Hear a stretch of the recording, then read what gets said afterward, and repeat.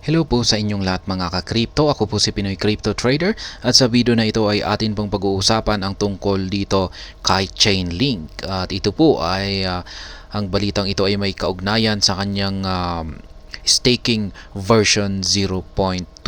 Yan. At inilabas po nila, ayan, Chainlink unveils crucial details about staking version 0.2.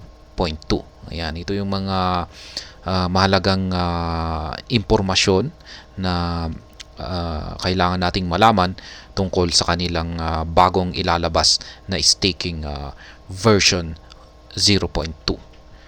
Ayan, sa mga mahilig po dyan sa staking, ayan, at nag-hold na rin ng mga Chainlink, ay isa po itong balita na kailangan po ninyong malaman. At ayan, bago po tayo magpatuloy ay nais ko lamang po munang bigyang linaw ang aking disclaimer kung saan ang nilalaman po ng video na ito ay hindi po ito isang financial advice. For education and information purposes lamang po ang layunin nito. Maliban po dito ay nais ko na rin pong magbigay babala na wala pong kahit anumang group chat ang Pinoy Crypto Trader. Ayan. Sabi rito ay decentralized Oracle service provider Chainlink has shared more details about its long-awaited Chainlink staking version 0.2 upgrade. Ayan, marami pong naghihintay nito sa kanilang version 0.2 upgrade na ito. Chainlink published the timeline for the anticipated launch of the new staking iteration, with the priority migration set to begin on November 28. Ayan. Yung kanyang migration na po ay mag-uumpisa dito sa paparating na November 8. This priority migration targets individuals who partook in staking version 0.1 only. Ayan, priority migration para po sa mga stakers, yun, mga individuals na nakisali. Ayan, dito sa staking version 0.1. Kaya ayan, sila po yung priority, sila po yung mauuna dito sa version 0.2 na staking ni Chainlink. Kaya ayan, Chainlink staking version 0.2. Here's what to expect. Yan, ito daw po yung pwede nating asahan dito sa version 0.2 na staking ni Chainlink.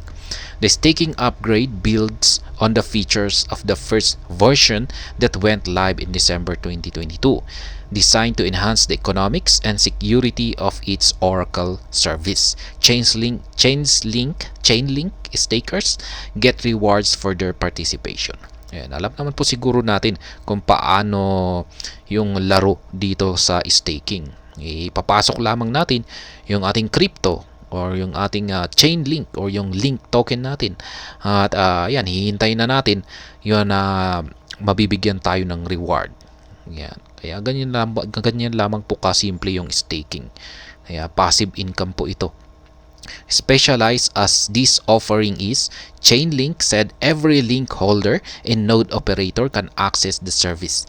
The barriers to entry remain lowered for individual users with one link worth $14.81 set as the minimum required to participate. Yan, ito po yung minimum. Kailangan na meron kang one link token para makapag-participate or para makapag-stake dito sa version 0.2 na staking ni Chainlink. Yan, nagkakahalaga po ngayon ang one link ng $14.81. Its node operators, however, will require at least 1,000 link to participate. Ayan, mas mataas po yung requirement sa mga node operators. Kailangan po nila ng at least 1,000 na link token para sila po ay makapag-participate dito. To properly decentralize access to its staking pool, node operators can stake a maximum of 75,000 link. Ayan, ito naman po yung maximum amount. Ayan, yan po yung limit para sa mga node operators para ma-maintain po yung decentralization. Kasi kung pag wala po kasing limit yan ay magkakaroon po ng control yung node operator na may pinakamalaking hawak na or naka-stake na amount ng link tokens. Kaya yan, maganda po yung kanilang ginawa. Maglinagyan po nila ng limitation. Despite the lowered standards, Chainlink asserts that there's no entry guarantee into version 0.2 during the early access and general access phases. This lack of guarantee hinges on the cap pool size in place. One notable upgrade to watch out for includes the 80% increase in pool size from version 0.1 to version 0.2. Ayan, meron po pala silang, ayan, ang laki po ng kanilang increase sa kanilang pool size, 80%. This massive upgrade will see a total of 45 million dedicated to staking. Ayan.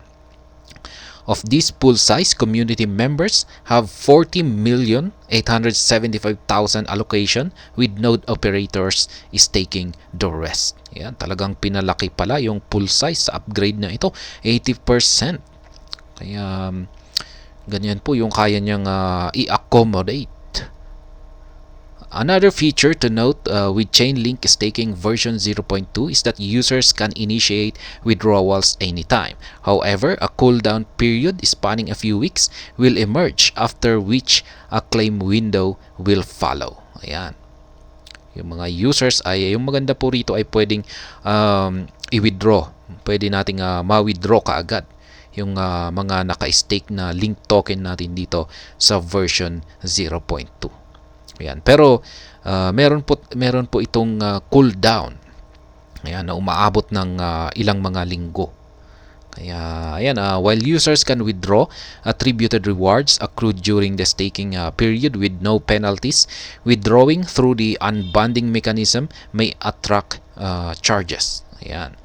Dapat yan po yung mga dapat na malaman natin dito pagdating sa mga withdraw, kasi kung minsan may mga nag-i-stake na nagwi-withdraw ng kanilang mga stake, ayan, sa period na ayan, or yung parang napapaaga sila na nagwi-withdraw or wala sa, or hindi pa nahihinog yung kanilang naka-stake, yung kanilang stake ay i-withdraw na nila, ay ayan, hindi po talaga natin maiiwasan yan. Kaya yan, pwedeng magkaroon ito ng mga charges.